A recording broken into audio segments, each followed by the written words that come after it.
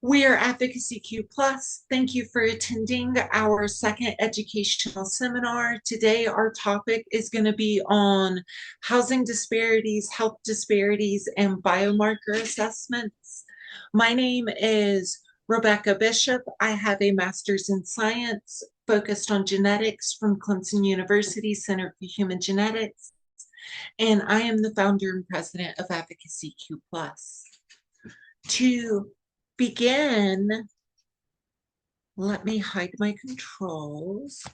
Okay, to begin, we need to define what housing disparities are to actually look at how they're linked to health disparities and then move into biomarkers from there. Housing disparities are unequal distributions of housing resources, and they are influenced by many different factors such as race, income, geography, government policy, as well as discrimination.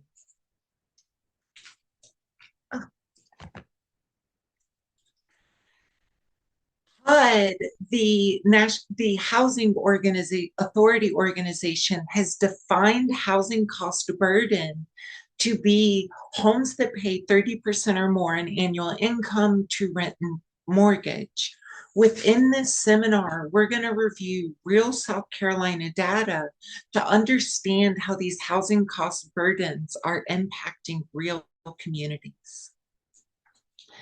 I want you to keep in mind as we move through this seminar that numbers are humans. These are very real people we're going to discuss today. 30% of South Carolina's population are reported as low income. This means they make less than $35,000 a year.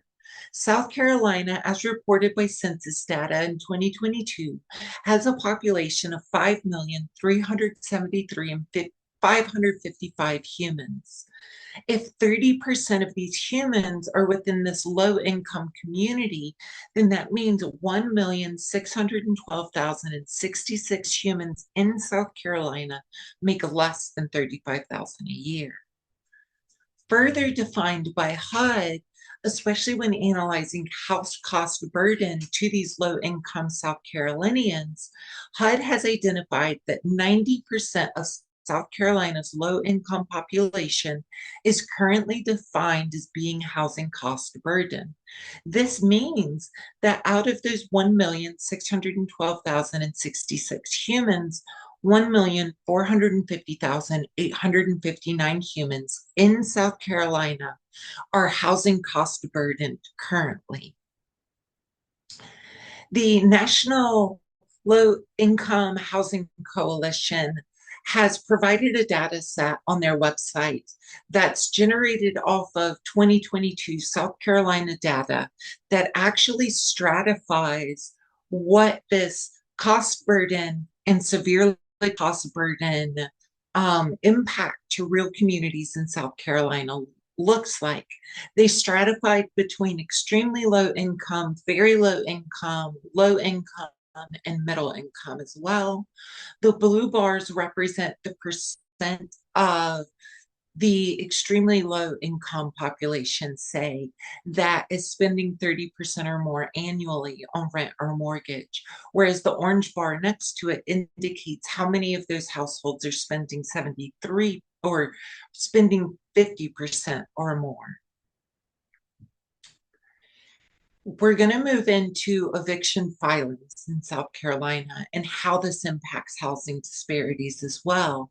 And I want you to keep in mind now and through the rest of the seminar that this is all about housing. Eviction filings are a large barrier to future housing access in all states currently. A very large number of eviction filings are settled within 10 days before a hearing is actually called that brings this eviction filing to court. This is termed as paid to stay. It is very important to understand that these individuals that settle before actually needing to see court over this eviction filing still end up having this filing impact their ability to gain homes in the future. to look into what that data for eviction filings compared to landlord wins that result in evictions actually looks like in South Carolina. Stout was funded by the ACLU of South Carolina to generate an analysis of eviction data across the state. This was one of their findings. What we're looking at in this graph is 5 different years, 2017 through 2021. And what I want you to pay attention to in particular are these blue bars here that represent the number of eviction filing, the percent of eviction filings annually that are settled before actually going to court. The green bars next to it indicate the percent of annual eviction filings that result in a win for the plaintiff. So the landlord does unfortunately achieve eviction in these cases. What Advocacy Q Plus thought was so interesting and would like to dive in deeper with further future analyses is how large these number of percentage of settled eviction filings are compared to the percentage of eviction filings that actually go to court and actually result in an eviction. One thing Advocacy Q Plus would like to assess within this data would be to assess if there is statistical significance between the blue bar and the green bar across these different years to determine if there is significance between these differences.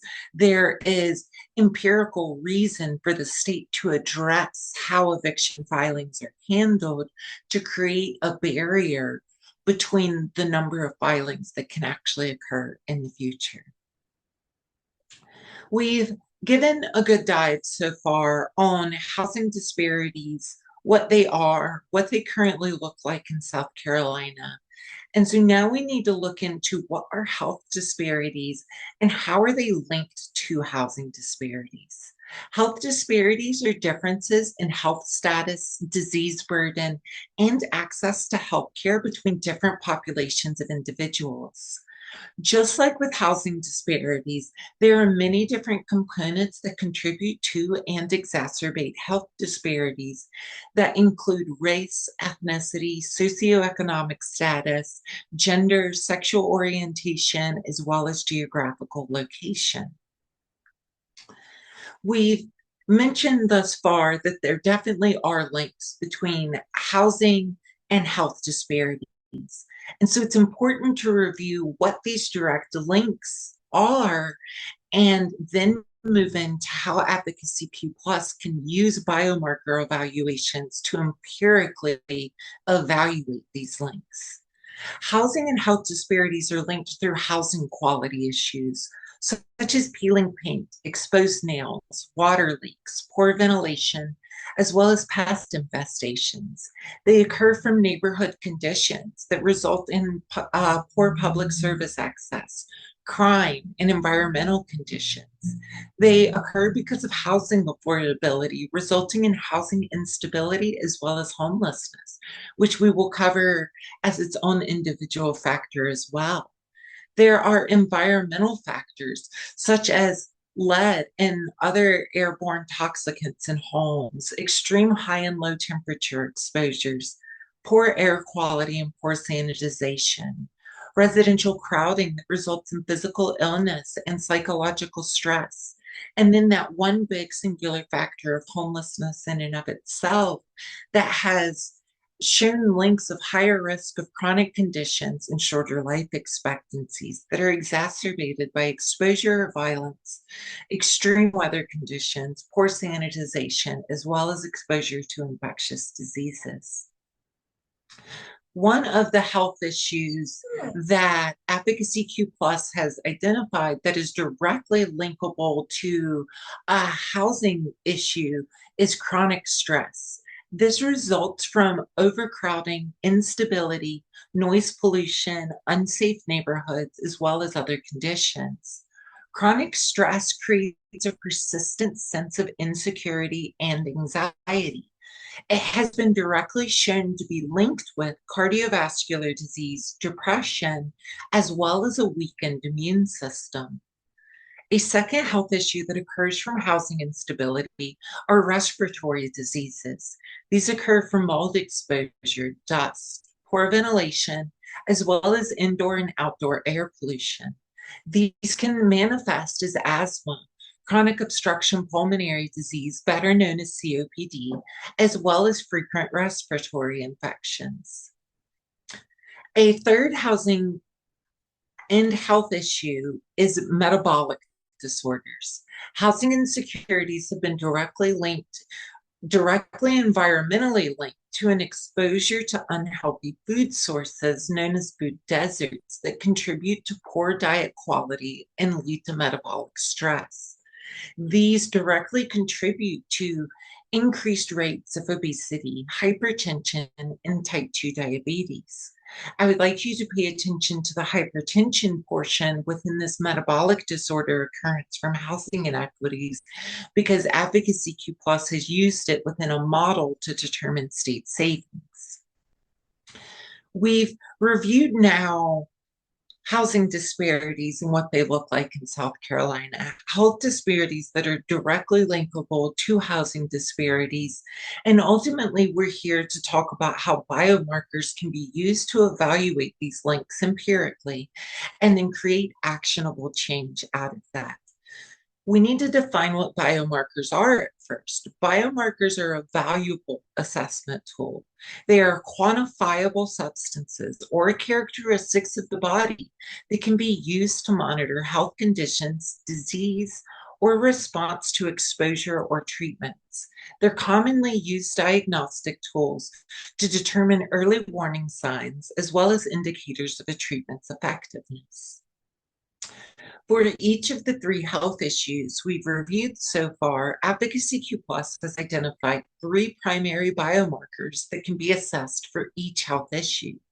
For chronic stress, we could assess cortisol, which has known findings for elevated levels being associated with chronic stress and dysregulated hypothalamic pituitary adrenal axial function, which is a fancy way of saying brain function.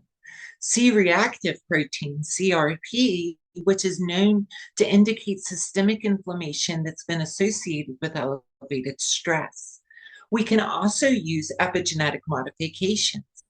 And if you remember from our first educational seminar or have seen it on our YouTube channel, DNA methylation changes are associated with increasing or decreasing access to the primary copy of DNA that is duplicated and used to generate the functions of life. There are known genes that are impacted by stress that have known findings for DNA methylation changes with these genes. For respiratory disease, we could track immunoglobulin E, IgE. These have high levels of these indicate inflammatory reaction to mold and dust mites. We could use exhaled nitrous oxide, which is an indicator of airway inflammation and often used to monitor asthma and respiratory infections. We could monitor what are known as cytokines. These are molecules that have associations with increasing inflammation and reflect chronic respiratory inflammation. For metabolic disorder, we could look into hemoglobin A1C, HbA1c, a common indicator of long-term blood glucose levels and diabetes risk. We could use leptin or adiponectin, which are hormones linked to monitoring fat metabolism and are directly linked to obesity and insulin resistance.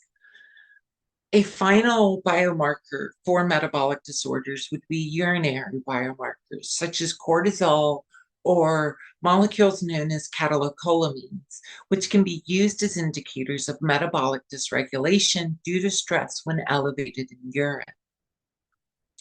To assess what this looks like and how feasible it would be for Advocacy Q Plus to implement these types of screens to assess health issues, we've determined sample sizes as well as the least invasive of those three biomarkers previously mentioned and a maximum cost range to perform these studies.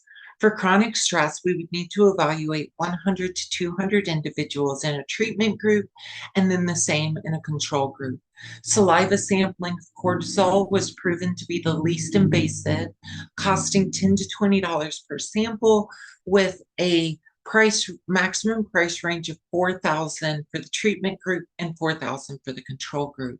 For respiratory diseases, we were able to determine 12,000 for the treatment and 12,000 for the control, needing 100 to 300 individuals per group, and monitoring exhaled nitrous oxide as the least invasive approach, costing $30 to $40 per test. For metabolic disorders, we would need to sample 200 to 500 individuals per treatment and per control group. It would cost $20 to $50 per sample to use urinary catecholamine as the least invasive assessment technique, resulting in $25,000 per treatment group and $25,000 per control, for a total of $41,000 to run a treatment group of all three of these and $41,000 for set control. To move into how understanding health issues impacts and housing impacts state spending, and addressing this by the state can impact state savings, Advocacy Q Plus has developed a mathematical model to actually evaluate what current state spending across particular health issues, as well as housing and social costs are, and what those factors would reduce to by directly intervening in a certain amount of the low-income, cost-burdened populations.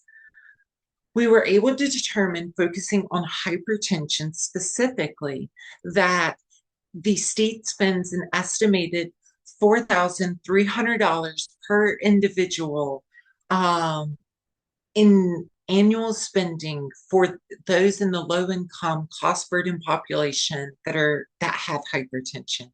This results in an annual spending of the state of $1.74 million. By directly addressing housing affordability and access to 25% of the low-income, cost-burdened population, the state could reduce its annual spending on hypertension individuals in this group down to $0.44 billion annually. For housing assistance costs, by directly intervening on 25% of this population's accessibility to housing, the state could reduce its annual estimated spending of $5.4 billion down to $4.39 billion. We'll move into the math in detail for how Advocacy Q Plus generated these estimates and used these estimates to generate this model. We also were able to determine a reduction percentage across different portions of the low-income, cost-burdened population the state could address. So what we're looking at in this graph is, on the x-axis, we have the reducage in percentage of cost-burdened population. So that 10 through 50 represents 10% to 50% of addressing the health issue of hypertension and providing accessible and affordable housing. On the y-axis, we're looking at what that change in spending annually is. At our 10% population intervention, you can see with the blue bar, roughly that low, like 0.2 in savings that would occur annually. And with the green bar, you can see an estimate for the housing and social services. With the red bar, you're looking at that blue bar and green bar combined together. So that's what that red dash bar is. The health savings alone in and of itself across these different factors of 10, 20, 30, 40, and 50% isn't that large in and of itself. But when resolving this health issue and housing issue are combined together, they do produce rather large savings to the state annually in the long run. This would require investments up front, of course. So to go into how we generated what the savings plan would look like, we used hypertension specifically as our healthcare focus. Severe cost burden and homeless individuals have higher rates of stress and more acute environmental exposures that increase their estimated risk of hypertension by 30%. State spending estimates for one individual with hypertension are $4,300 annually. Housing assistance cost and program service costs that we looked at across multiple different organizations that offer different types of housing assistance grants, shelters, etc.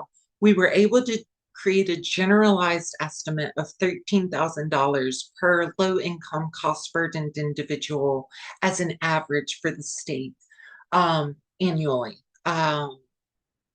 We used rounded numbers in our model to demonstrate its effectiveness before actually assessing real-world South Carolinian populations. So we used an estimate of 5 million humans in South Carolina. Looking at 30% low-income individuals means 1.5 million humans. Housing cost burdened at 90% means 1,350,000 individuals. And then when assessing a 30% hypertension risk and or already having hypertension, that results in 405,000 individuals being assessed for costs. To determine spending, we took that 405,000 individuals, multiplied it by the $4,300 of estimated annual hypertension healthcare spending across that 25, or I apologize, we took that 405,000, multiplied it across that cost value, and it resulted in an annual estimate of that 1.74 billion in healthcare spending. We took the 13,000, multiplied it across the same number of individuals, were able to determine a rough estimate of 5.27 billion in spending. Combined together, this is 7.01 billion in annual spending by the state to hypertension and housing linked issues. To determine state savings, we took 25% of that population within our call to address. So we took our 405,000 individuals, multiplied it by 25%. This results in 101,250 humans. We multiplied that by our two different cost factors and then added that together. And we're able to determine this to be 1.75 billion that the state would reduce its spending on in regards to hypertension and healthcare costs if it directly addressed housing affordability and access in 25% of the low-income house cost burdened population in South Carolina. This is important and has realizable economic benefits. As of 2022, South Carolina owes $13.27 billion in state debt. With a small investment upfront by the state to resolve 25% of the current housing disparities, they could potentially reduce part of their debt burden by 1.75 billion annually. It's also very, very important to keep in mind, these are real humans that will be helped. By addressing housing affordability and access in 25% of South Carolina's most severe housing cost burden communities. I apologize, saying that so many times becomes a tongue twister. Low income, once again, to reiterate, was 1,612,066 humans in South Carolina. Cost burden was 1,450,859 humans. So this means that if we directly intervened on 25% of that population, we would help 362,714 humans if we were actually able to achieve that result. To do this, Advocacy Q Plus isn't just interested in scientific biomarker evaluations and publications to influence legislation. We actively want to build housing plans, libraries, and education centers. We want to build and provide free to low cost housing options for South Carolina's most severe cost burden populations. We would do this by building tiny home villages within rural areas and placing an education center at each village to increase educational opportunity and create more equitable bridges for job access. We have, as Advocacy Q Plus, run initial materials and cost estimates for what it would take to build one of these villages. We would need roughly 5,720 square feet of available space, and then we've run cost estimates over 3 different material types to build an entire village. All of these material types are low cost, low environmental impact. We were able to find that recycled shipping containers using dirt mounding insulation techniques would cost roughly $166,000 to construct one village. Hempcrete, $358,000, and a technique known as rammed earth would cost $300,400 per village construction. This cost estimate does include construction of all units, paving, as well as establishing a community garden. We are leaning towards the recycled shipping containers and dirt insulation after these analyses, given the much cheaper per village cost. We've created initial designs, though I'm no graphics artist, sadly, to be honest with you, but this is roughly what we would want our village to look like. Each one would maintain 6 tiny homes manufactured from those shipping containers with the dirt mounding so that we could grow native grass and wildflowers on the roofs of the units to better insulate the homes as well as contributing to the local ecosystem. We would maintain the education center and hope to house a food pantry within it, as well as establishing a community garden off to the side. The parking you can see below would be as you pull in directly off the main road. And we're also thinking of placing in the back right where there's empty space, a laundry unit for increased sanitization access so that we can reduce needing to have like a washing machine and dryer inside each unit. We see our villages as an amazing partnership opportunity as well, and we intend to pursue and hope to achieve these partnerships as we launch our villages. We're hoping to partner with Habitat for Humanity to help with building expertise and allow for skills trainings to the populations we seek to help. We are working on finalizing corporate partnerships with Food Lion and Publix so that we can place our food pantries in each one of these villages, as well as expanding our current food pantries that we are running.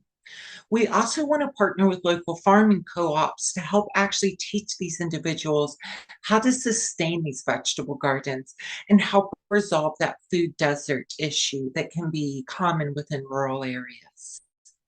Our educational buildings serve as an equitable access to educate both children and adults. These allow us to create access for modern entry-level job skills such as Excel, Word, PowerPoint, and basic coding skills, to offer adult skills classes for modern job hunting, applications, resumes, cover letters, and interview skills, as well as many more options. So this altogether paints a very big picture that affirms one thing. Biomarkers are an incredible tool that Advocacy Q Plus can take advantage of to truly help create truly equitable social justice change in South Carolina. By assessing biomarkers and determining actionable health changes, our model could save the state a potential $1.3 billion annually when housing and health are adequately addressed. There are realizable benefits from integrating healthcare assessments into state savings from addressing housing access and affordability. To do this properly, we need an empirical link between the health issues, state spending, and state savings. And the biomarkers are that link. They create that final piece that pulls all of that together empirically. So this brings us to why scientific evaluation is so needed and what empirical proof is. Empirical proof is information gained through rigorous protocols for observations and or experimentation that generates statistically accessible quantitative and qualitative data. Statistical modeling and evaluation allows for producing tangible and factual findings for the hypotheses, aka the question that's being considered. Scientific publications undergo a peer review process before being published, which further aids to their validity. Advocacy Q Plus can use our scientific publications to build data reports and action reports that are based on these factual links and findings.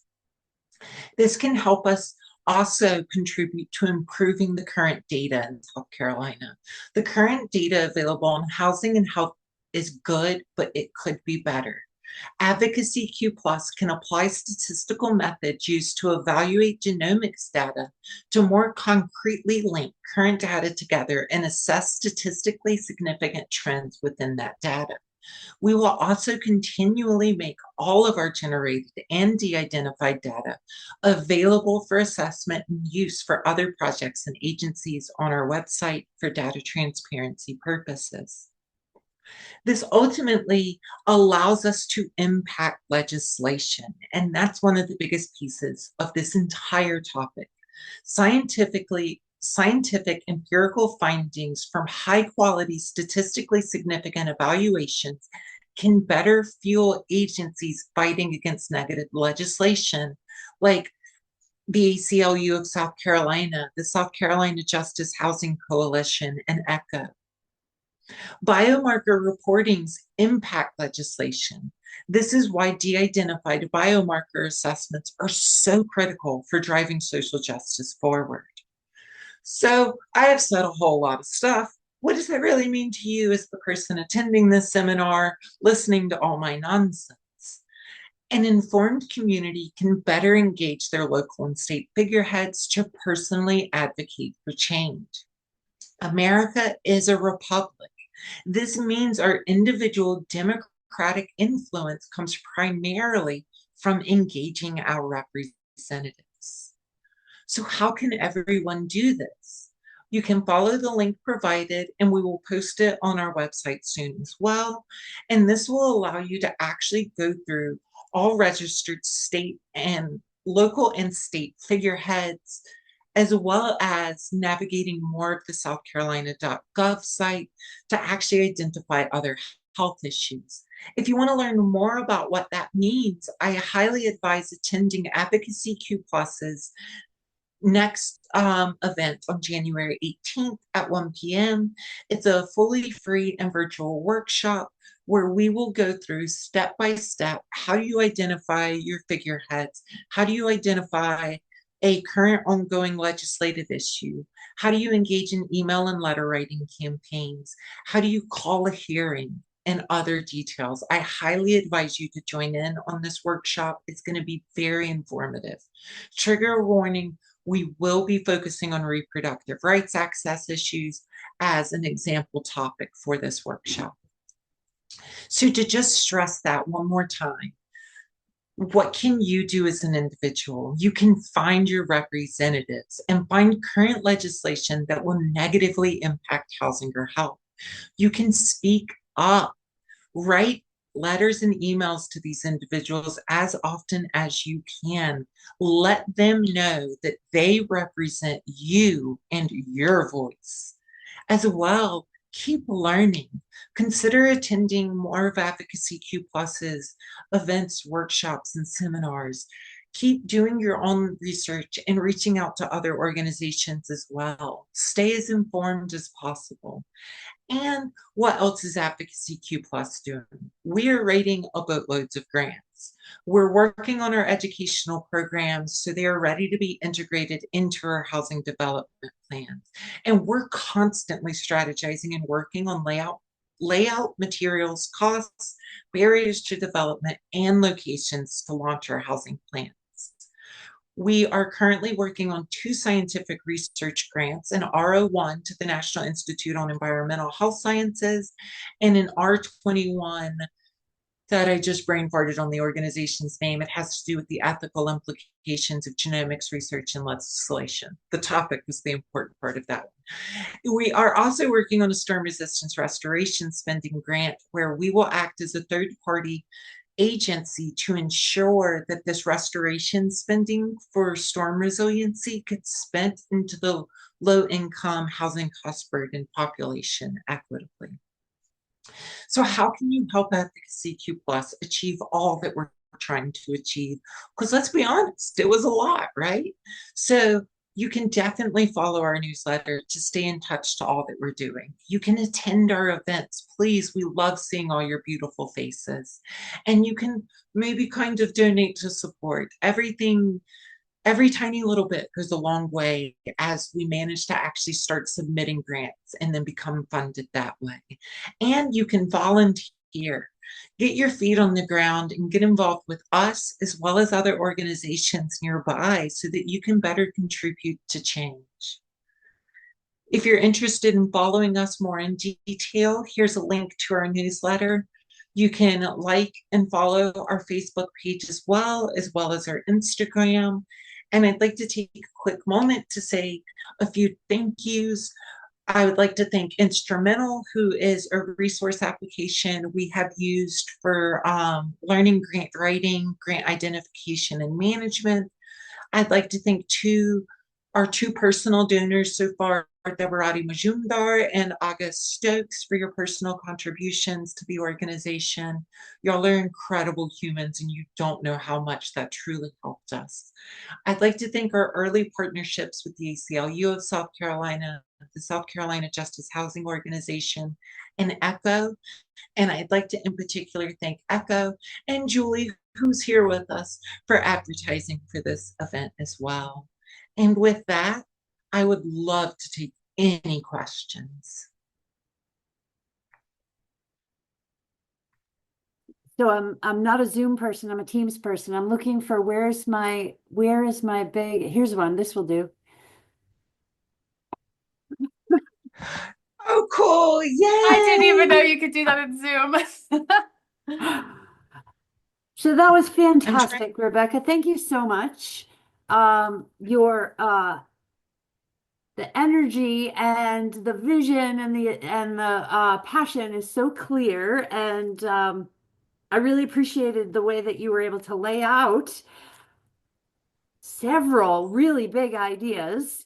And just as I was sort of saying, like, oh, what can I do? Where do I go with all of this? You kind of packaged it up really nicely, landed right there on like, here's exactly what you can do, how you can help, call to action. So I think that was really well done.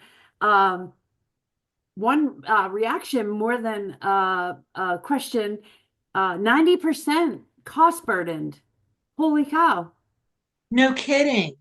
I mean, but within other data that you look at, if you start looking at where the cost is shifting for rent and mortgages in South Carolina, and if you're considering the cost burden being spending 30% or more, with the current minimum and average of rent mortgage right now, 30%, 35,000 or less makes you in that 30% category very easily.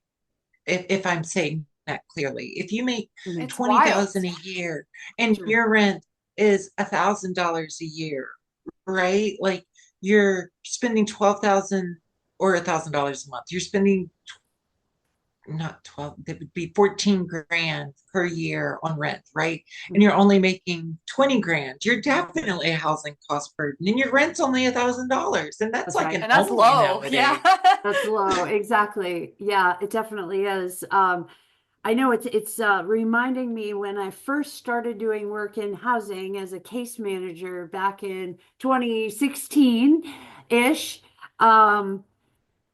I was trained at that time in Myrtle Beach, South Carolina, we were targeting for your whatever rental opportunity unit we were able to connect you with. We wouldn't do it if it was more than 30% of your Mm. SSI payment or your income, right? If you had one. Yeah. And then over the years, it has changed to where I've actually years ago had trainings on like how to work with people who are going to be 80% cost burden. They're just 80% of their income is going to go to rent. Now, what do you do? Because, Oh, it just became unrealistic to even entertain that 30% would only 30% would go to your housing costs. yeah. I mean, I understand in my time, just from a personal experience, even in my time in grad school, from the start in 2021 till just graduating at the end of 2024, I could get a tiny, tiny two-bedroom in a very unsafe neighborhood for $600 a month. Mhm. Right now, that same two bedrooms going for 850, nine That's hundred a right. month right Yeah, now. that's right. And as a grad student, I was making $2,200 a month, right? So once my rent got to $1,000 a month, it's like, cool, I'm in that 50% bracket, and I'm making 30 a year, which I grew up in poverty, by the way. So like thinking ahead as a child, I was like, wow, 30,000 would be so rich. And then I start Uh-huh. making 30 grand and I'm like, oh my God, I'm so poor. Uh-huh. I do have a question. Yes. Uh, Coming from so affordable housing development. I love your pocket village idea with the community garden and the centralized, hub of learning and resources. Absolutely a fan of that. Affordable housing, changing legislation, education. For Advocacy Q plus, what thing are you going for first? It all kind of tied back to the biomarkers. So what is your very next thing that you're does it need to start there? Is It does not necessarily need to start there. And we have already started some of those what would our first be, such as we have actively launched one food pantry already. and I heard And that we too. are Yeah. talking to Food Lion and Publix to gain that corporate sponsorship so we can take it to different low income apartment complexes as well as schools. So no, there's a lot of things that we could go into a deeper conversation of each core feature of Advocacy Q plus, but that would be its own long seminar. But within our post-research expansion program core, at the bottom pipeline of that core is what's known as our resolve team. This is the team that takes the scientific publication and all the data and then turns it into an actionable outcome, whether that's report writing, whatever. But the development of housing, the launching of food pantries, things like that all represent the writing of the action report that we posted. All of that represents part of prep, doing what prep is supposed to do. And it would be better handled with the biomarker data behind it, but it doesn't need the biomarker data behind it. That is our bread and butter. We do want to be a scientific research organization. We have every intention of following through with our biomarker evaluations, but this is where a lot of our big R01, R21 grants and things like Grant that start writing coming into play. season. Yes. Just in by Thank you. February 15th, we have 3 grants alone that are due. So Uh-huh. I am very clickety click all the time. And I will definitely so I think from our first meeting one-on-one I wear lots of hats, and one of them I'm not the grant writer, but I have my hands in various things where if I see anything that seems to click any of the boxes for any of what you just shared about, I'll absolutely shoot it over so you can check it out, Yeah. and maybe you can add another grant to your list. Oh, we would Thank appreciate that you. so much. Oh, you Yeah. got it too. Look at those hearts. I love it. Oh gosh, that would be tremendous, Julie. Thank you. Yeah, absolutely. I'm looking at my list here. I started I think you did such a lovely job. I would make a little note with a question and then you came back to it before you got to the end. So I think that's everything. I guess I have a little note here. $4,300 for hypertension treatment. That seems high. Um, it is an average. So there would definitely be individuals fitted within lower healthcare costs for hypertension, and then those that might suffer from it more chronically and are see and also homeless, right? So they're seeing more hospital bills that aren't So you're getting looking paid at that the like state no ends up. health insurance versus health insurance kind of cost. Yeah. Yes. And And accessing emergency rooms maybe for something exactly. is, yeah, yeah, yeah. And Gotcha. then you Gotcha. have That's helpful. individuals within that assessment that maybe have a little bit of health insurance. Their hypertension isn't that bad. And so maybe they're going more to a GP than racking up those expensive hospital bills as well. That's something we're working on, is trying to better target more adequate data, if not just look at the fact that as an organization, we're going to have to advocate for creating better data, Mhm. such as going to hospitals and different doctors and going, hi, we need to better assess what this current spending is, to go from having an estimatable model to having an actual determinant model. Because right now, what we've built, and I did like do all the math and I wrote all the R code to actually like do everything, but it's just a model, right? It's not a real determinant just yet because there's still too many if factors for some of those estimates that need to be better addressed. And that kind of goes into the housing data as well. There's some of the weaknesses in, say, determining that 4,300 in state spending because of how that average is generated. And I wasn't able to take weighted population into account for generating that average. The same issue is occurring in a lot of the data that was in that data folder. Some of the income estimates across the state were just full average across the state.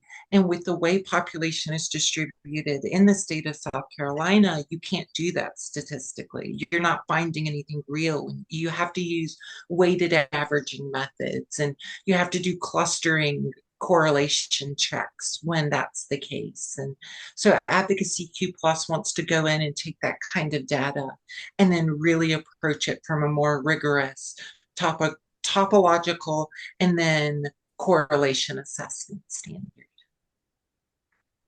But that's calling myself out too on my own weakness right now, right? Like I don't have access to the data right now to where even I can get around this in my own model assessments.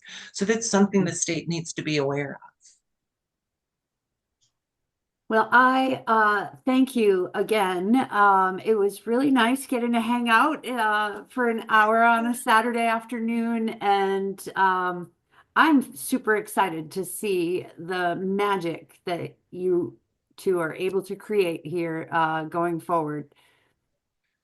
Oh, Thank you thank so you. much. We appreciate your support too. You guys have been Yeah. awesome.